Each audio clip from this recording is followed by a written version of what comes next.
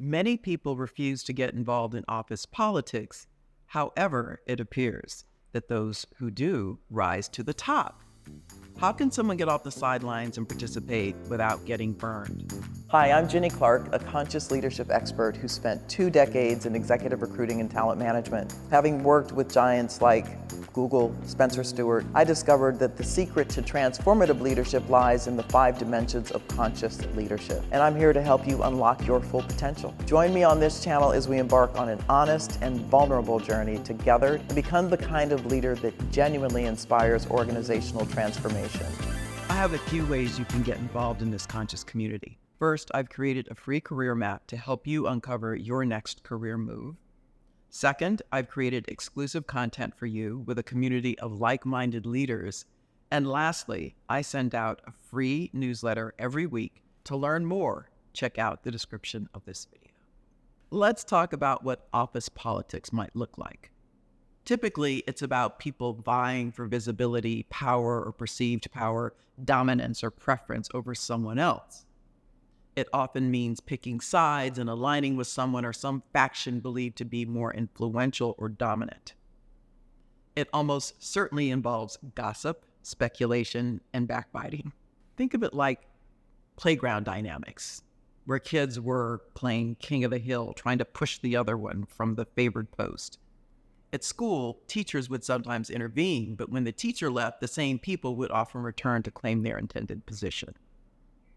This doesn't have to be a bad thing if the person is benevolent and seeking to assert influence for the benefit of others as well as their own, but more often than not, the intention is selfish and forceful. David Hawkins, author of Power versus Force, writes, "Power appeals to what uplifts, dignifies, and ennobles. Force must always be justified, whereas power requires no justification. Force is associated with the partial, power with the whole." Here's how I interpret that. Power is not a bad word as long as it is sought to uplift others for the whole or all. This idea of power can run counter to what we've been led to believe about effective team dynamics in the workplace. Strong leaders can diffuse unproductive chatter by building a culture of transparency if they model and explicitly state to their team what they will and will not tolerate. You might say those leaders are standing in their power by demonstrating integrity, strong values, and equity. And I remember when I say leaders, I don't just mean people in leadership positions. You can be a leader who stands for good on your team. You can be the voice of reason and stay above the fray. You might have heard the term "in it, but not of it." It suggests that you have a voice, a presence that stands for something good, but you won't have to be part of or engage in negative, destructive, selfish, or petty dialogue or behavior. So here's a story. You know I'm a storyteller. I once worked on a team that was highly collaborative. The leader, Rob, was a mature and grounded person and lived the values that he espoused. This was the man who, when a client lashed out at me after presenting a project, said, "You did what they asked you to do, and you did it well. We stand together." Now that's a leader, right?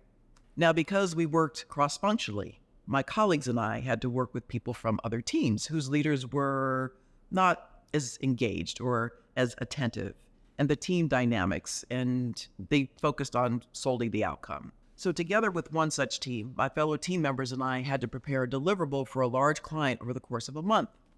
It was clear that their team was divided into at least 3 factions. I'll refer to them as the peacocks, the peacemakers, and the outliers. Our team had worked together under Rob's guidance effectively for months, so we were a little unprepared for the divisive dynamics that we were witnessing, and we had to navigate them. We forged ahead, hoping that others would see how effectively we worked together. However, after a couple of weeks, we were seeing members of our team starting to behave like the other team members, aligning themselves in some of the factions and not asserting some of the quality standards we had held dear in our work product. One of my fellow primary team members and I chatted about this observation over coffee and thought it was time to ask Rob to intervene. Hopefully, he and his counterpart, the leader of the other team, Stephanie, could come to terms and reset how the interaction between the two teams would go for the balance of the project. It worked in this case.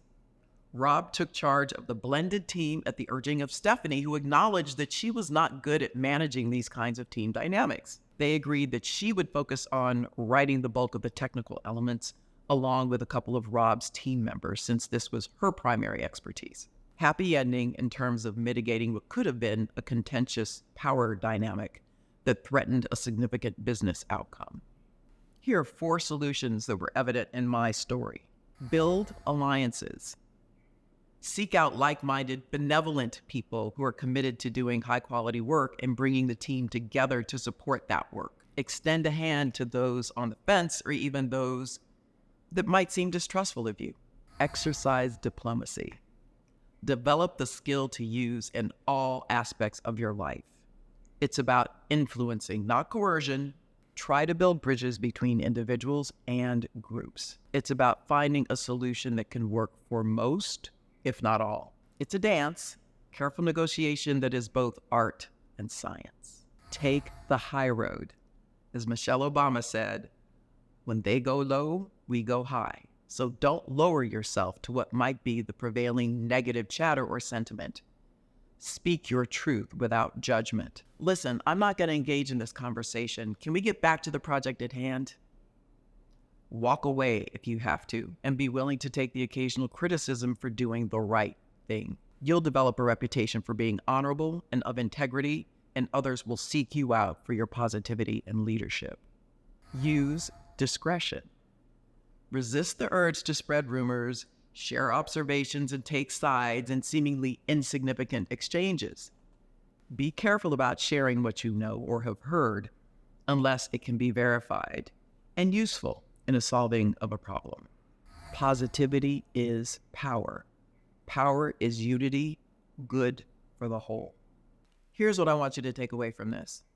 Sidestep the dualistic, divisive tendencies resident in most aspects of our society, and that includes office politics that represent force and perpetuate fear. Model benevolent behavior, that is, by definition, inclusive and good for all. Benevolent power is contagious. It requires that we each step into our own individual power and align with others to create a collective that is a force for good. I know firsthand how taking that first step can be the catalyst for a life-changing transformation.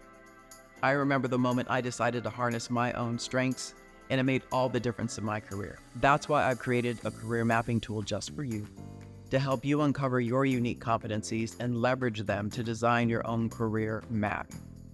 Take the first step towards your next level by clicking the link in the video description, and let's start this incredible journey together.